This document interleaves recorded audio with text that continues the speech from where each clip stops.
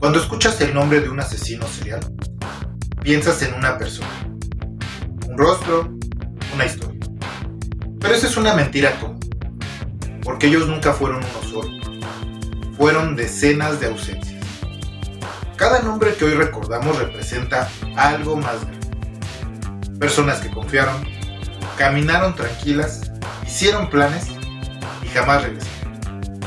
Este no es un video sobre crímenes, es un video sobre identidades falsas, sobre personas que aprendieron a vivir entre nosotros mientras acumulaban números que nadie veía crecer. Hoy no vamos a preguntarnos quiénes eran, vamos a preguntarnos cuántas vidas lograron borrar sin levantar sospechas. Y si quieres entender cómo alguien puede hacer eso durante años, engañando a familias, policías y comunidades enteras, suscríbete ahora, porque aquí no resumimos el horror en cifras, aquí lo dejamos resumir, aquí en Ricky Papi Stories.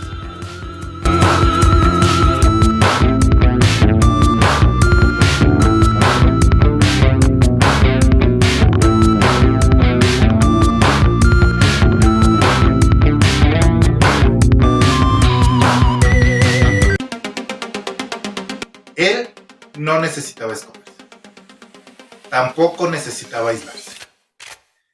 Su mayor ventaja fue otra: parecía inofensivo.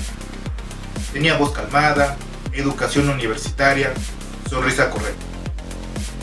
Nada en él medía distancia. Y eso fue suficiente. Bundy no irrumpía en la vida de sus víctimas.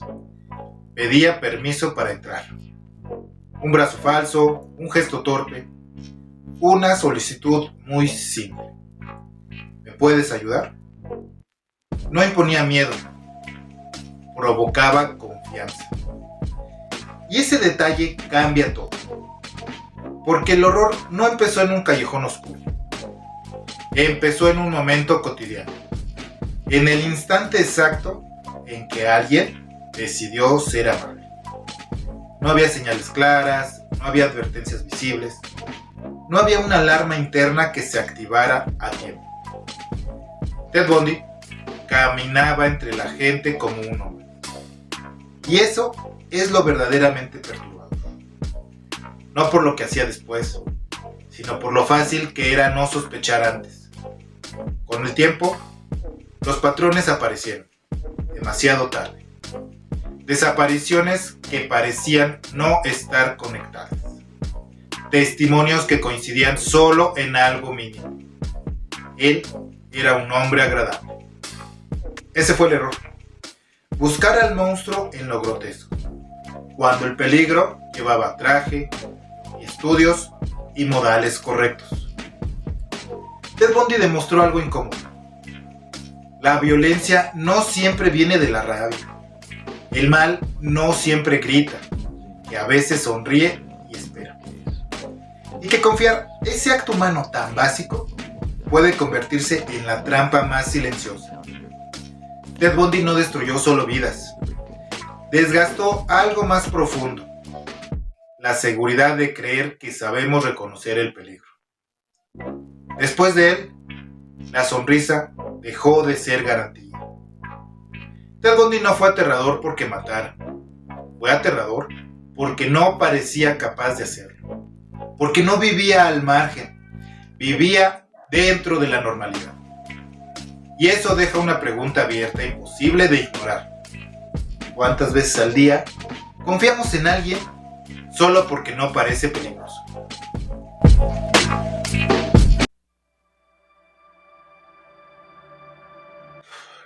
Dennis Rader no necesitaba prisa. Tampoco necesitaba esconderse del todo. Su arma principal fue otra: el orden. Tenía horarios, tenía reglas, tenía listas, y durante años nadie vio nada extraño en eso. Mientras otros asesinos actuaban por impulso, Rader planificaba como si archivara documentos. Observaba, esperaba, anotaba. El crimen no era un arrebato, era una tarea pendiente. Y lo más inquietante es que una vez terminada, simplemente seguía con su día. Era esposo, padre, miembro activo de su iglesia. Un hombre que hablaba de moral, mientras escribía cartas detallando sus crímenes con una frialdad casi técnica. No buscaba comprensión, buscaba reconocimiento. No por lo que sentía, sino por lo bien que creía hacer. El nombre que eligió para sí mismo lo dice todo. BTK. Matar, torturar, matar.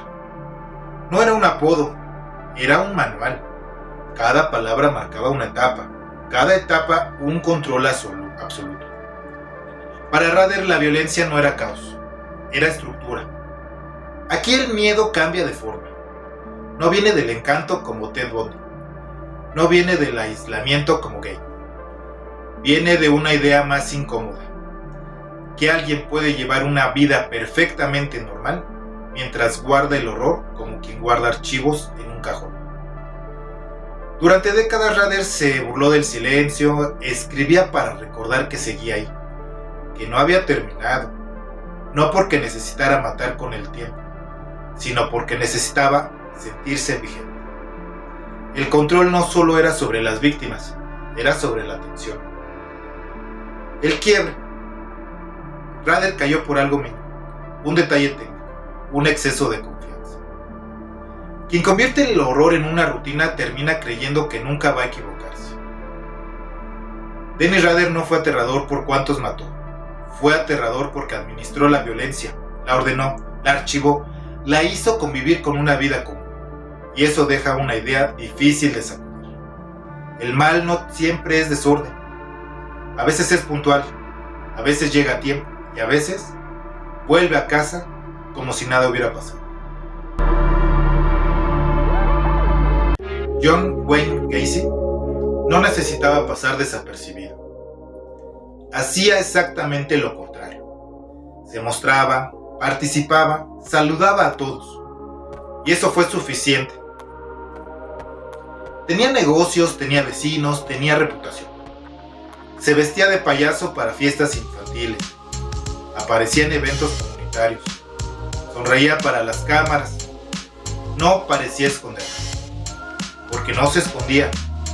Mientras otros asesinos construían secretos, Gacy construyó confianza pública. El tipo de confianza que hace que nadie haga preguntas, que nadie imagine nada peor, que nadie mire dos veces. Ese fue su verdadero camuflaje. Las víctimas no aparecían en lugares remotos. Desaparecían cerca, demasiado cerca. Entraban a su casa creyendo que estaban a salvo. La casa, por fuera, no decía nada, pero debajo. El espacio se llenaba, no de recuerdos, no de objetos, de cuerpos. Aquí el miedo cambia de forma. Ya no es ¿y si me lo cruzo? ¿Y si confío? Es algo más devastador. ¿Y si el peligro no solo está a la vista, sino que es bienvenido? John Wayne Gacy demostró que el monstruo no siempre vive lejos. A veces vive en la misma calle. A veces organiza fiestas. A veces se ríe con los niños. Y mientras todos miran el disfraz, algo crece debajo del sol. En silencio. El momento de la verdad no llegó por intuición, llegó por acumulación. Porque incluso la mentira mejor sostenida termina pesando demasiado. Y cuando el piso habló, ya era tarde. Gacy no cayó por parecer culpable, cayó porque ya no había espacio para ocultar nada más. Eso lo vuelve distinto a todos los demás. No solo actuó por el horror, vivió encima de él. Fue aterrador porque nadie quiso imaginarlo, porque era visible, porque era amable, porque hacía reír. Y eso deja una idea imposible de saber. El disfraz más peligroso no es el que da miedo, es el que inspira confianza. No todos los asesinos buscan víctimas. Algunos buscan silencio. Ed Gein no tenía el carisma de Bundy. No llevaba doble vidas como Rader. No se exhibía como Gacy. Ed Gein desapareció del mundo mucho antes de que el mundo supiera su nombre. Vivía solo en una casa detenida en el tiempo, en un pueblo donde nadie preguntaba demasiado. Y eso fue suficiente. No había un plan maestro, no había rituales repetidos, no había una cifra creciente que alertara a nadie. Lo que había era algo peor. Una mente que ya no distinguía entre lo vivo y lo muerto. Ed Gein no perseguía personas. Recolectaba restos, buscaba piezas, intentaba reconstruir algo que había perdido hace años, aunque ya no supiera qué era. Cuando la policía entró a su casa, no encontraron un escondite, encontraron un reflejo. Cada habitación parecía pensada para no habitarse, sino para conservar. No era un lugar de violencia, era un lugar donde el horror llevaba tiempo instalado, como polvo que nadie limpia. Y lo verdaderamente perturbador no fue lo que había allí, fue entender que nadie lo notó antes. Porque Ed Gein no levantó sospechas, no generó alarmas, no rompió rutinas, simplemente existió. Aquí el miedo cambia de forma. Ya no viene de pensar, si me lo cruzo, viene de algo más inquietante. Ed Gein no necesitó docenas de víctimas. No necesitó escapar durante años. No necesitó fama. Convirtió su soledad en un mundo cerrado. Y ese mundo fue suficiente para marcar la historia del horror. Para siempre inspiró ficciones, distorsionó la idea del monstruo. Demostró que el terror no siempre avanza. A veces se queda quieto, esperando. El verdadero miedo de Ed Gein no es lo que hizo, es lo que permitió que lo hiciera. Porque mientras todos buscaban monstruos ruidosos, uno crecía en silencio. En una casa cualquiera, en un pueblo cualquiera, con una puerta que nadie tuvo interés en abrir.